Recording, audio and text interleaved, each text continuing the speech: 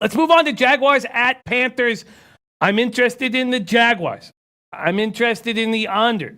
Kyle Allen's made this team competitive again, but I think we're getting value at this number with the Jags on the road plus 3.5. 3.5 across the board, open at 3. The total is at 41. I like the under. Both new quarterbacks have injected life into their teams. Minshew has that swagger, but these QBs don't put up a ton of points. Allen protects the ball, makes the plays he's supposed to. This Jaguars defense is so good. Now, I need to know what's going on with Jalen Ramsey. If Jalen Ramsey is sorted out and he's going to be on the field, I'll take the Jags on the under. I'm not going to do it without him, even though they just won without him. He completely eliminates one side of the field. We talk about should the Bengals be minus 3.5 point favorites against anybody. I think that same sentiment can be said about these Carolina Panthers. Donnie RightSide, Jaguars, Panthers. Carolina's defense has been great.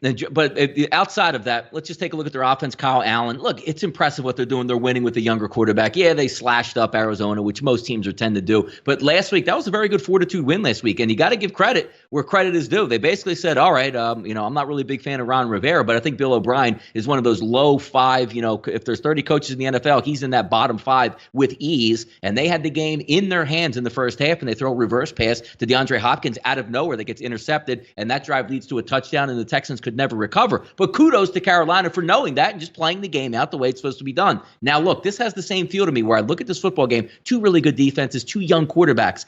Either way, who's going to win this football game, Jimmy? It's probably going to be a close game. So early indications for me, looking probably to build a case and try to take Jacksonville. I was really impressed with Jacksonville. I mean, they were getting destroyed in the first half, and you need some breaks to go your way. And, of course, there's Joe Flacco, a simple pitch and catch that probably would have led to another field goal to make it 20-3 at the half, and that team probably would have quit. But that interception where he overthrew his guy by 5 yards leads to a field goal. They were awesome in the second half. Minshew made plays when he had to, as a credit to him. But also, you're right, Jimmy. Let's take a look last week with that defense that did play well versus the Denver Broncos without what I think is the best defensive football player in football. If Jalen Ramsey is all in this week, I think it's going to be a lower scoring game, and why not lean on the points at that point?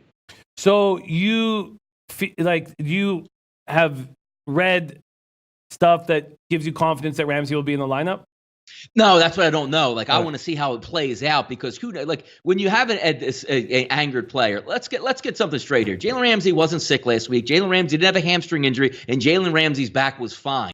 He's just playing the point and saying, you guys got to – I'm being a nice guy here. I won't cause any waves, but I want to be traded. Let's see what happens this week because the guy that's totally checked out, he might start those shenanigans again. And it's not like just saying hey, you're starting quarterbacks. No, the single best cornerback in football is not going to play. When he's on the field, he transforms that whole defense. So now you're taking a look at Kyle Allen, who, has his struggles here and there. And if you get the pass rush to him, he's going to get strip sack fumble like he's had a few times this year. If Jalen Ramsey is healthy, engaged, and playing in this football game, that's such a huge bonus. But we don't know if he is.